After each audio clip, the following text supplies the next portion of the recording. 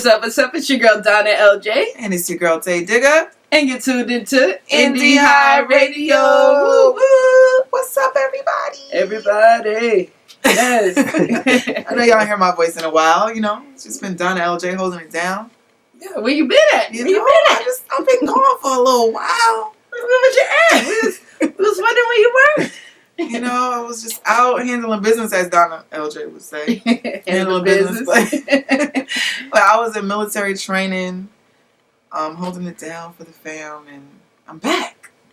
Better than ever. 10-4. Not 10-4. I had to do the corny dad joke. I had to. I love it. Well, we are so happy to have you back. It was a big echo, but I would be like, "This is Donna LJ." I know, right? LJ. You know what I'm saying? So we are. But nah, you held it down, sis. You held it down, and I appreciate you. You know, I got us for life. I love it. Well, we're so happy to have TayDigga back. Yes, I'm back in the big building. things popping. And we also have another special guest back, who is no stranger to Indie High Radio. Yeah. And we are so happy to have her back, and we're going to let her introduce herself. Hello, world. First of all, it's so good to see y'all again. I know. It's been many years starting off on been a minute. good, strong connection. Yes. And I always like to tap in with good people. I like to hold on to good people. Yes, But my name is Nikki LaShae. Yes. Jackson, Mississippi native. Atlanta's my second home, so I always come back and I tap in with my faves. And these are some of my faves. So. Period. You know, Yeah. Indie High Radio always welcomes back. We welcome you back. Our OGs, and you're definitely an OG. For sure. An OG. And yes. we love that. You heard it here. Now, Nikki is an actress extraordinaire, and that's just like, I feel like she's a multifaceted woman. Yeah. So, you know, she's a woman of many talents, but she is known for her acting, her incredible acting. Mm-hmm. And, you know, for the new listeners, could you give them a little background of, you know, your upbringing and how you got into acting in the first place? Ooh, okay. Yeah, first of all, thank you for that fabulous introduction. Thank you. Hype me up, friend. Hype me up. Yes. So first we start with my background, and then we go into how I got into acting, right? Yes, okay. absolutely. So my background, Southern girl, originally from Jackson, Mississippi. Came to Atlanta when I was very young, 5, 6 years old. Raised here, started my career here. Started arts very, very young. So published poet at the age of 7. First poem was First poem was about a tree, you know. But you know, we had it out there. So I was spilling my heart at age 7, connecting with my emotions. I love it. So before I even knew what I was doing, I was doing it. So I'm very, very thankful that I've tapped into a gift very, very early. Absolutely. And to have been given a platform. So shout out to schools who keep creating like creative platforms and outlets for kids. We need that. For sure. Preach. Got into athletics as well early. Kept on with art and athletics on to like age 17. Shout out to Shiloh High School. That's where I first got into the dramatic arts. Right. Shout out to Sylvia Fife, who encouraged me to take acting seriously. Okay. Yes. And my life changed when I took a drama course when I was 17, senior year of high school. And I went from wanting to go to the Olympics and to wanting to study theater, you know, and that's what happened. So Georgia State just went completely art focused and stayed that way.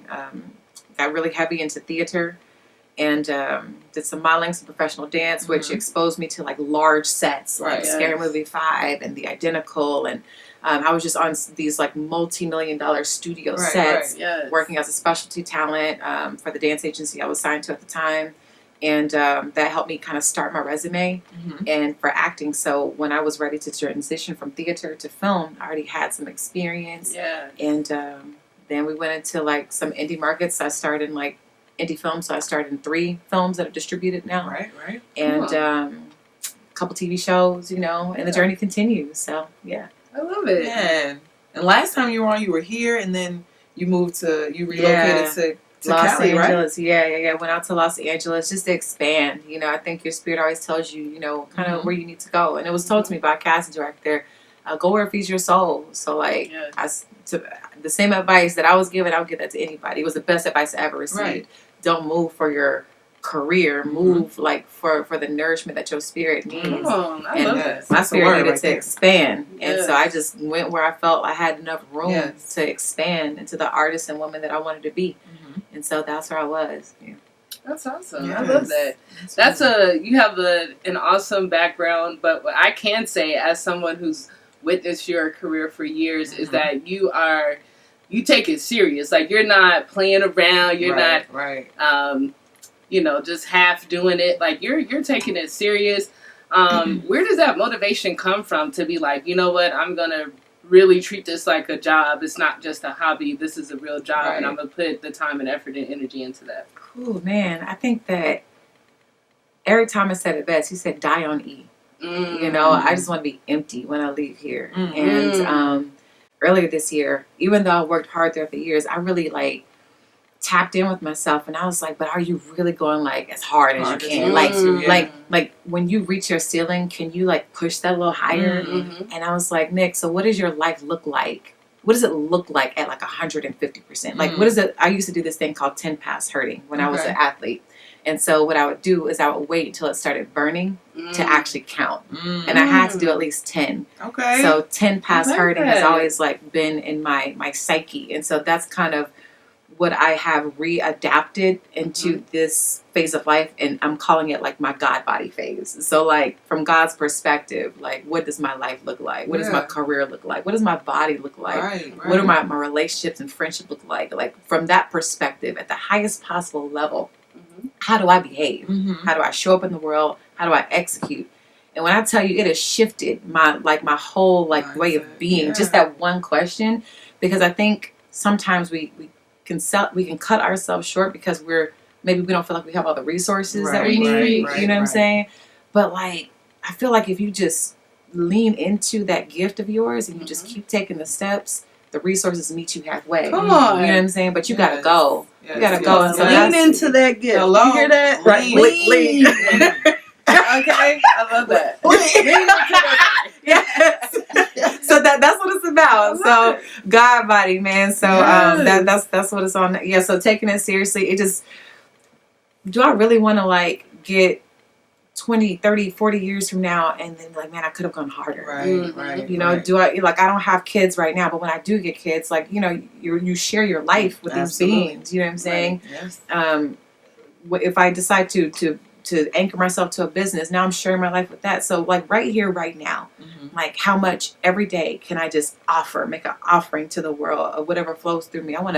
And that is execution, right? So instead of just thinking about stuff, trying to perfect it, man, execute. Exactly. Just focus on execution. And so that work ethic comes from that.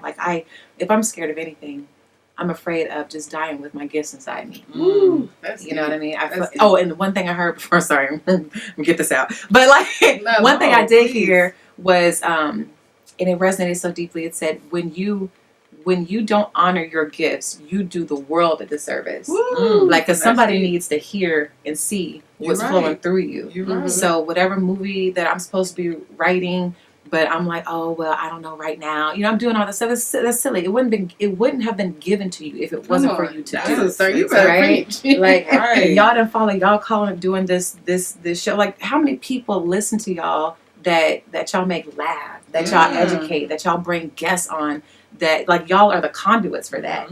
But it's only because y'all obeyed y'all calling. Right. And then imagine if y'all didn't. How many people, thousands, millions, that would not get what they're supposed to be getting because you didn't do what you were supposed to do. Exactly. I'm afraid of dishonoring people because I dishonor myself. Girl, you know. I Listen. love indie high because jewels are dropped. Okay? Always. Jewels are always dropped. always You gonna just get the dropped jewels. so many I'm jewels. telling you. But I feel like, as someone who's witnessed your acting, I feel like what you just said, it reflects in your work. You are Absolutely. a phenomenal actress. You are a phenomenal actress. You showing And you know how to get in front of that camera and execute.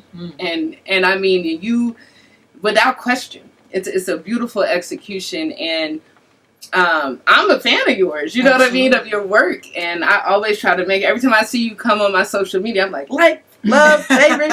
Because it's I want to make sure I support you because I see you doing that. And the hard work you put into it. Yes, the Everything hard work you do. that you're putting into it. And with that being said, now that we have our new listeners caught up on who you are, how you got to where you are, you hit me up, you're like, yo, I'm in town. And for me, it's This is like a golden treat. It's I have to. It's I had to take advantage of this. So I'm happy we were able to connect us. But you hit me up for a reason because you have some new projects and new things that you're working on. Please tell us about the new stuff you're working on. Yes, of course. Thank y'all. Like this, we need more of this just in the world, in the community, certainly in the artist community. You know, it's the energy. You know, like when you uplift each other, it's like by serving other people, you serve yourself. Absolutely. You know what I'm saying? So anyway, thank y'all for that. New project. So of course, well, I think by the time this airs, the production will have passed. But I do have a stage production coming on this weekend at Synchronicity Theater. So that's why I'm in town this trip, and I am starring alongside some really dope talents that are Atlanta based. So I'm thankful for that. It's written by Ted Johnson, who wrote a film that was starring Terry J. Vaughn, and that premiered last year. Okay. Yes. And she was just absolutely amazing. She's the sweetest person ever. That's what I heard. I've heard She great things actually about is her. really Yes. sweet, very kind person. And I also have my own project. I'm working on a documentary. Okay. Come So on. this is like the first, really most important baby to come out of my production house, H. Pearl Creative, which is named for my grandmother. So we're going to honor our ancestors. Period. Absolutely. And we're going to I take love that it. time and carry it further. Gotcha. So it stems from my experience with fibroids, Okay. you know, which affects Black women Yes. deeply. And I just learned that a lot of Black women are being mishandled in the medical system. Preach. That's true. And That's very true. it just, because I knew what I was at risk of if I did not take it a step further. And then I started thinking, well, how many women were just too scared Right. to just wait a little longer Right. or to get more opinions? Because, you know, in a way, like we put our lives in the hands of doctors because that's how we've been conditioned, right? Right. But the truth is like your highest and best outcome is to get to know yourself so deeply that you can clearly communicate your needs and also be your own advocate. Right. Be so empowered that you can advocate for yourself and ask the right questions and get second opinions and feel okay with that. You know, not being rushed into decisions. And so my documentary is called War of the Womb. Okay. Medical apartheid, War of the Womb, because if you look into it, a lot of people are not talking about it, but Right. there's childbirth, there is fibroids, there's insurance, there's medication, there's a lot of misdiagnosis, there's a lot of mishandling, there's a lot of like diluting women's suffering. Right. You know, there's a lot of deaths, unnecessary deaths. There's a lot of unnecessary hysterectomies, things that just don't have to happen because humanity is waning in our medical system, and we really have to have a transparent conversation about that. So my documentary focuses on, let's talk about what's happening, Right. like for real. Mhm. Let's hear from medical professionals. Let's hear from patients on varying, you know, Skills. varying levels of their journey or Right. whatnot. And let's talk about how we can move beyond this, Right. because it's going to take us recognizing, truthfully, doctors are human. Mhm. They're going to make mistakes, and to Yeah. a certain extent, even they've been desensitized. Yes. Right. So we have to recognize that and call it. Mm-hmm. And doctors, we can bridge the gap somehow of recognizing that, hey, this is a human that is under pressure to move like a business and in a Right, system that's right. supposed to be meant for health. No, you're right. And then also to recognize the humanity and patience, and that they're not a dollar sign, they are lives. Yes. That are mothers, that are siblings, that build companies, Right. you know, and contribute to society. And how can we come together and do a better job? My specific focus again is women's womb care, but in this space to make it safer for us to seek womb care and trust our doctors, you know, and doctors treat women with better care and properly inform people. And also, how can we support legislation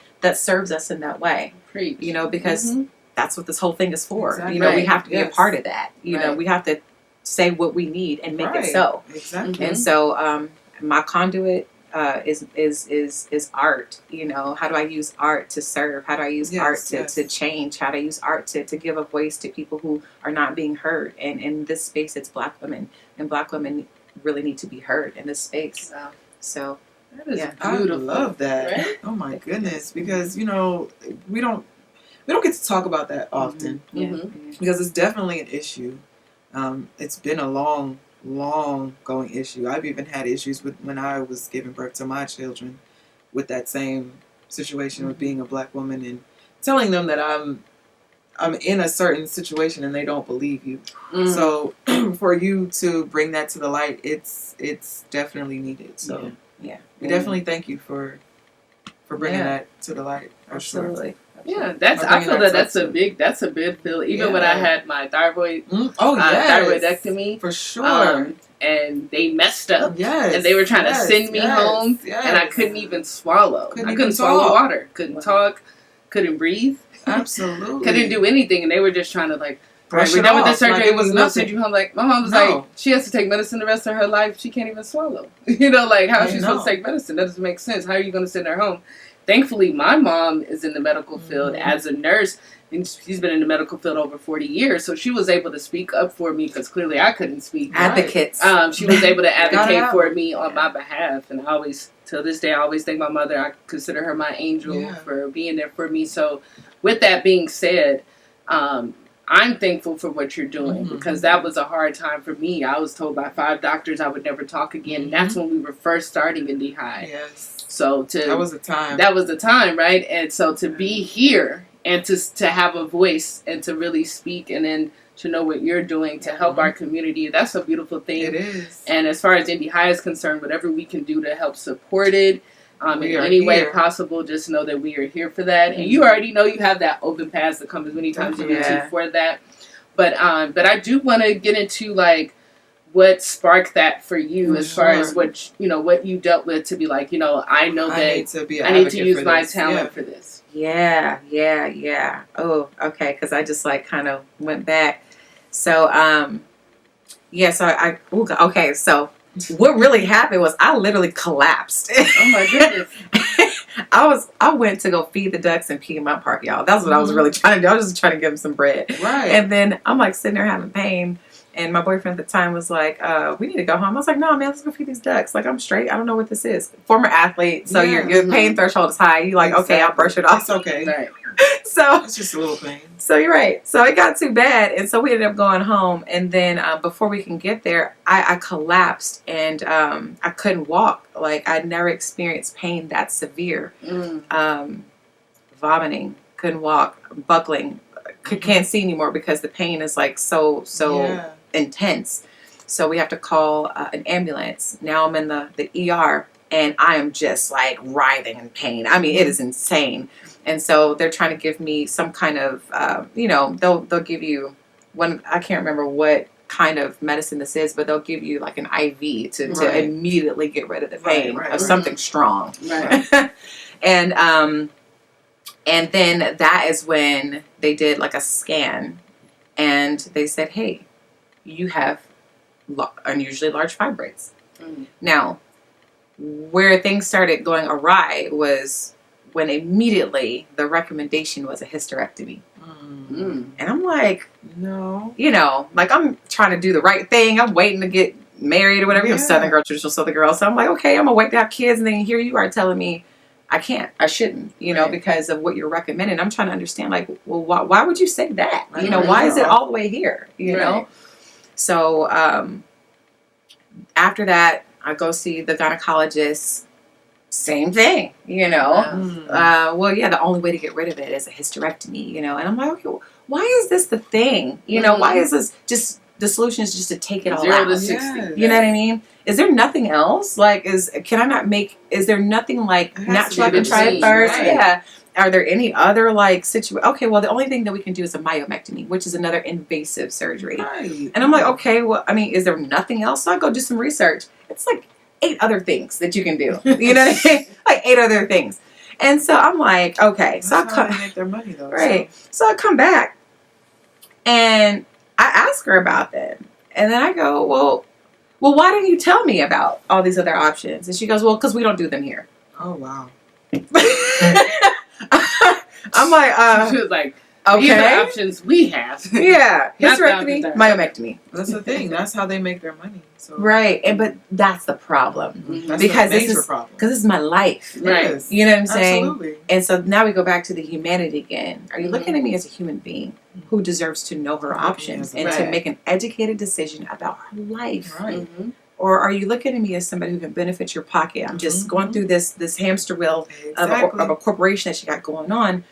And seriously, you know what I mean? And then you got to look at that. Okay, I'm just one person. Right. How many other women is this happening to? Right. And how long has this been going on? A lifetime. And so there was how many women are just accepting Accepting okay, and not hysterectomy and not is what it asking is, any and not questions. that part. because they're trusting. You as a doctor That part, because a lot of us, to do it's your a job. scary thing. Yeah. It's Right. I went through like a year of like, first of all, there was a recovery period because what happened, the reason why I was in so much pain was because it was a ruptured cyst. And so that's when they did, the x-ray and whatnot and found out, hey, there's fibroids here. Yeah. So I waited a year and I sat with myself, and there's a lot of mental and emotional stuff that comes with these physical ailments. Right. And a lot of people don't think about it. A lot of people don't talk about how deeply fibroids affect women. For some women, it renders them incapable of working. They can't go to work, and so there's no level of sensitivity there from their bosses, and they're actually incapacitated. They can't, because of what's going on. If people like look up the symptoms, you'll see exactly what I'm talking about. Right. So, and then it does affect you. It affects how you show up in the world, your level of confidence. Some women, it looks like they are actually with child and they're not. Right. You know what I'm saying? So, and I have a couple of friends, because I started to talk to everybody. And lo and behold, so many people in my world dealt with this, and I had no idea. So now we need spaces that we can actually have conversations and build community around, what we're going through. And it should extend beyond Black women, because our lives are not just us. Right. It includes men. It includes people who are not people of color, Yes, for sure. And if they are friends and colleagues and our spouses, then I'm sure they care about our well-being as well. Right. So these are things that, just like cancer, breast cancer, right? They all need to be educated as well on, because they are also going to serve as our advocates in the moments. You see how important your advocate was? Right. Same thing. We need people to advocate and ask questions when we're not in maybe our most powerful places, or where we're scared. I was scared. I was terrified. I know. I'm up here thinking like, man, I'm not going to be This like, is the end, right? Yeah. Thinking the After worst. surgery. And then another thing, because there's more. When surgery happens, there's something, there's a new way that your body exists after that. It's not just one and done. So it also was not explained to me. Your body changes. Yes, it does. It wasn't explained to me the risk of having to have C-sections after my my womb was cut open to remove these fibroids. Right. So we have to like say something at this point. So now I'm not being informed at any like step of this timeline here, and I'm making decisions solely based on my trust in you. Right. And so And the fact that you had to make your own, you had to go do your own research. That part. And so I'm asking questions, and then to add to that, my personal situation was the doctor was like, oh yeah, well, it's not a big deal. It's only like 5. I'm like, what are you talking about? It's 15. Not a big deal. Look, she got the measurement wrong. No. She said it's only 5. I was like, no, it's 15. She said, huh? So my doctor is looking confused. Ma'am, did you look at my file? Oh my God. Ma'am, and you want to cut me open? So You don't even know what's going on? So Girl, lawsuit waiting to happen. So I'm like, so I waited a year, and then I just kept sitting, and my mom sent me herbs, and I was just trying to change my lifestyle and just trying to see what I could do. And then I ended up looking at UFE, uterine fibroid embolization. Shout out to Dr. Lippman, shout out to Dr. Trout, my doctors. So what that is they go and cut off the blood supply to the fibroids, which are like tumors, and then they just die. And Wow. Yeah, So so that wasn't an option. it wasn't Okay. never heard of it from the doctor. Never. So yeah, I found that out from an old friend, and then I went to them, and it was the best care I ever received from any doctor. From any doctor of any kind. That was the most kind I've ever been handled in my life. And so that was the option that worked for me.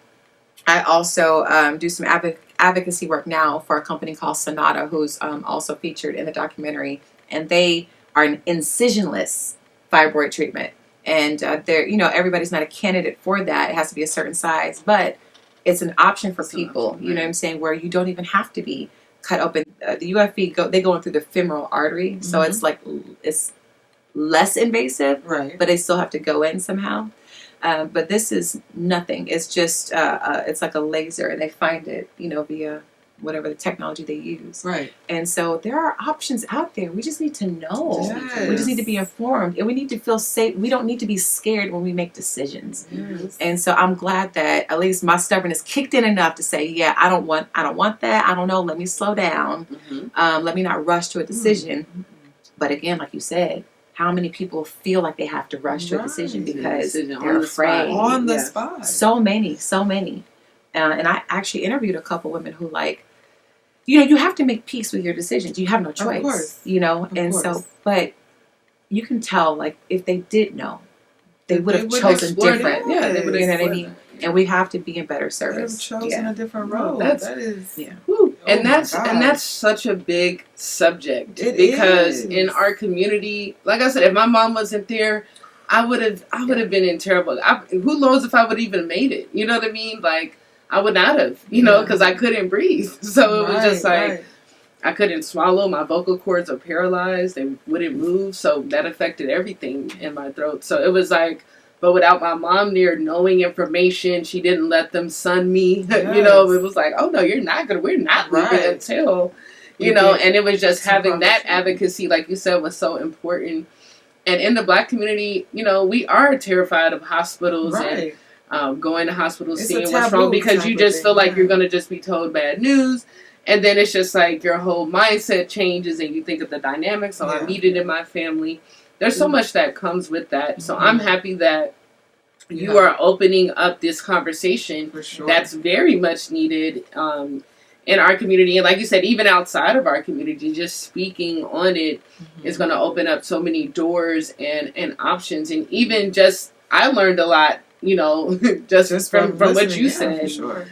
So I can only imagine everyone else. And I know so many people with fibroid issues. So, and I'm sure we have so many listeners with fibroid issues. So just to know that there are other options outside of a hysterectomy. Right. I think that's great. And once again, kudos to what you're doing. Thank you for being selfless and thinking of others and not just yourself, but gaining knowledge and then wanting to share it and with others so they know that there are other options. Exactly. So when can we expect this project to come out? Oh yeah. So the good thing is that we are over halfway done, but it definitely is an indie production. Yes. So, but I would say the great thing about this journey that I'm on is, and it goes back to what we were talking about earlier, it's when you just lean in, then the resources, they come and meet you halfway. Right. And so I literally leaned in, and I had people that just trusted me to go to Charlotte with me and film, a physician dinner that Sonata set up. And to even be able to have 17 physicians in a documentary is it's yeah, you know what I mean? That's amazing. So that and then to be able to sit down in Atlanta in a studio and film. Shout out to Film Plug Studios. Filmed the interviews there in Norcross, and then also in LA. Filmed interviews there as well. And so we have all of these voices, both in the medical field and from the patient perspective alike. Right. So we have a lot of ground, and so now it's just about putting some of the other pieces with people who are in the political spaces that can push legislation that work with what the documentary is looking to support, right? A safer world for women to seek womb care. And then also people who have larger voices, like Viola Davis. We're about to manifest right now, okay? So we'll love Viola Davis to board this project because of how powerful her voice is. Viola, we're calling you right now. This is your call. Right? We put it out there. Directly, girl. Nikki LaShae, I'm everywhere. You just you can find me, okay? But, Google me, baby.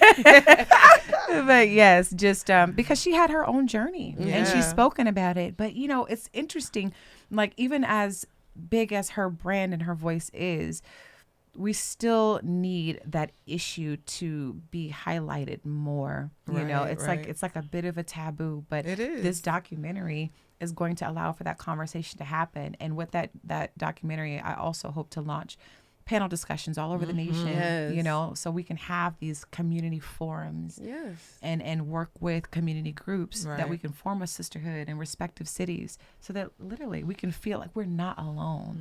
You're not alone. And because it is a lonely feeling when you feel like nobody understands what you're going through. For sure. So that's the ripple effect I look for the documentary to have. And so with that being said, I understand that I have to have patience because it has to be done right because of the amount of people it serves. And so what I care about is for it being done right and for it to be magnified on the highest possible platform for it. You know, I don't want to be hasty and just throw it, you know, to wherever. Absolutely. It deserves the highest possible platform that'll serve it. That's right. And so I'm just going to give it everything that I got because I feel responsible for it because it was given to me to do. So I'm going to do it. And, you know, I have been open and will continue to be open as I continue to walk and lean in. I know that's you know, for any ally, you know, any funding and in respective, you know, platforms to join this movement that's going to make a positive shift in the world. That it even though it's concentrated on Black women, it affects everybody. Absolutely. You know. I love it. And so with that being said, like I said, anything Indie High can do to support it. Even if we, you know, next time you're in Atlanta, maybe we could set up a panel discussion and assist with that in whatever way we can. We're more than happy to do it. You let us know how we can serve you to help this cause because this is such a beautiful cause. And we're just so appreciative for you to even reach out to let us know what you're doing. And we're honored to have you on so we can, you know, open up these conversations. We hope our listeners have conversations with your family, have conversations with your friends, your loved ones. Like I said, I feel like everyone knows someone who has fibroid issues and just health issues in general. But let's have these discussions so we can find alternate resolutions that aren't life-threatening and scary. And just take the hardest, hardcore version of getting rid of it versus doing your research on how to actually get through it in a more reasonable way because that's not it's just not the right way to do it. It doesn't have to be so extreme. It doesn't have to be so extreme. And education is power. Knowledge is power. It is. And so when like you do your own research, makes a difference. Is very important. So I hope that this conversation encourages other conversations. And once again, we're so honored to be a part of that. So honored. Thank you so much, Nikki. Yeah, and we're going to speak life to you. I love to do this. We want to speak life to you, and what you're doing is so powerful. It is. And it's going to reach thousands, so many millions. People. It's going to continue. You're going to get all the funding. And it's beyond You're going to get all the support. You're going to get all the funding, all the support. We're going to speak get everything that we're you need. We're going to believe it, receive it. And we're just going to like, out here to we everybody. already know in advance this is going to be epic.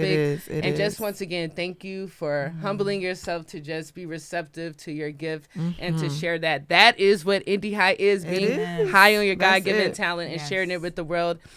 With that being said, how can people support you? What's your handles, your social media, so people can follow and support this great cause? Give it to the people. Absolutely.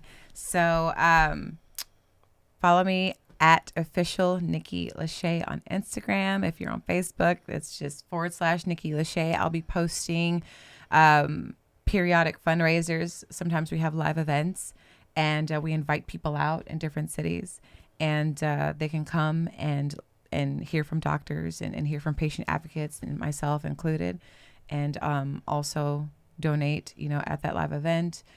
Sometimes we'll do Instagram interviews with practitioners in the women's womb care space. Yes. And we have during that conversation a fundraising, you know, tool set up for that as well. We are working on developing a more stationary tool so that people on a rolling basis people can donate. Yes.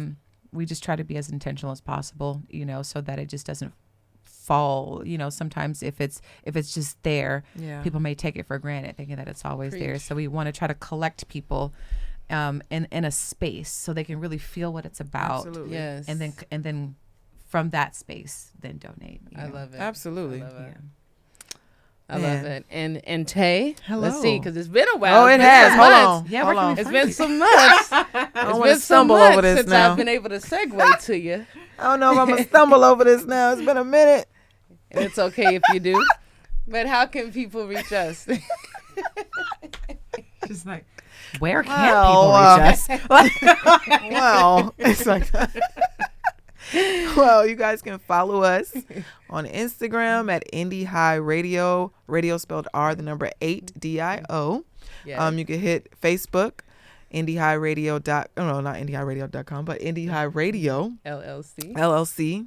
See, almost caught me.